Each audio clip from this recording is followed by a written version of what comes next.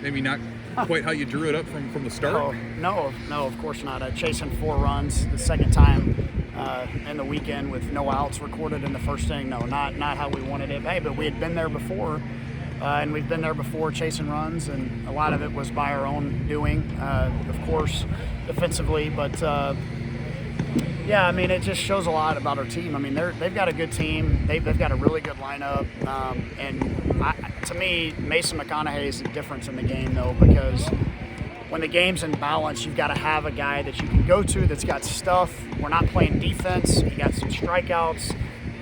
That was the difference in the game, was Mason stabilizing it, and it gave our guys, I mean, what can you say? Krev coming off the bench. You got Huff coming off the bench with a big hit. You know, Stokes redeemed himself in a big way with a big knock, and these guys are fighters. With Mason specifically, I mean, did he kind of have to embrace that role of kind of being that fireman guy?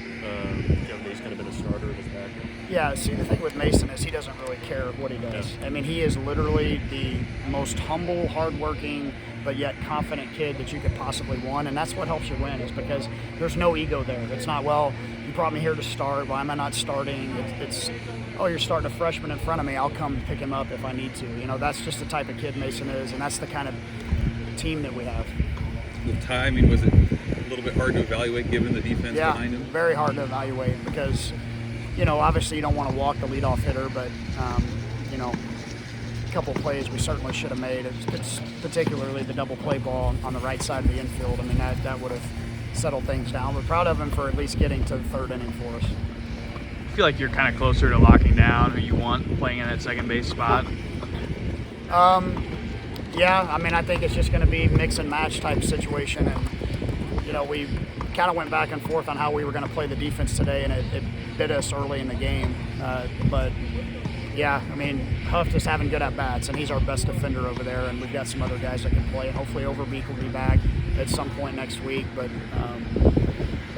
yeah, it's just going to be mix and match probably.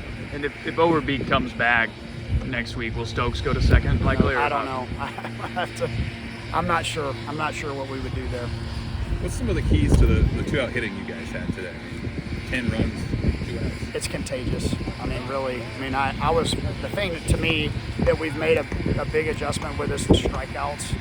I want to say we only punched out probably 15 times the entire weekend or somewhere in that range, and it just gives you more confidence to trust your approach early in your at-bat when you feel like you've got that in your hip pocket that you can move the ball with 2 strikes. It's not like they didn't have guys with strikeout stuff. I mean, they had some guys running it up there and with good breaking balls, and it's contagious, and all it takes is just a spark. Is Kerry having pretty good at-bats? I mean, you hit the one out today, but I mean, is it trending in a good way? The 3-2 walk with the bases loaded, that was a big at-bat because I think he got behind in the count. That was like 2 hours ago, so I can't really remember. But I think he got behind in the count and worked his way back, and that was a big at-bat. I love the home run. That gave us a little bit of breathing room there, but, you know, you start taking your walks and you're on your way.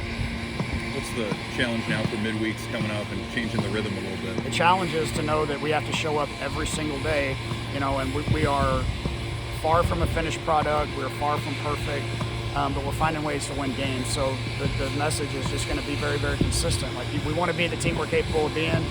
You just show up and play 9 full innings, or how many ever innings you're supposed to play. Doesn't matter what it looks like. Just stay in the fight. We've got quite a few guys, you know, that are rested and ready to pitch for 2 games this week, midweek, and you know, the lineup is feeling, you know, pretty good right now. You feel like you have starters in mind, or are there going to be kind of bullpen games or early kind of? I think we've got a pretty good idea of what we're going to do. I'm not quite ready to announce that just yet.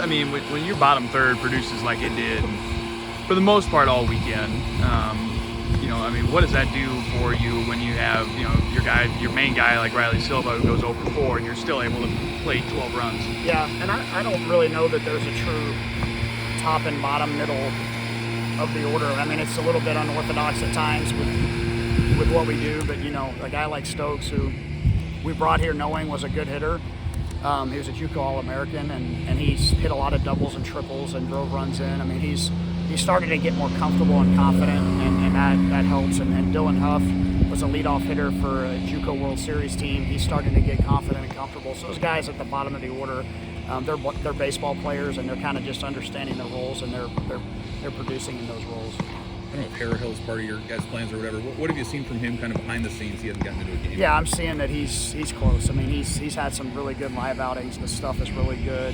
He's a starter profile. So now that we're starting midweek games, I would imagine that he's going to have an opportunity. Thank you. Yep.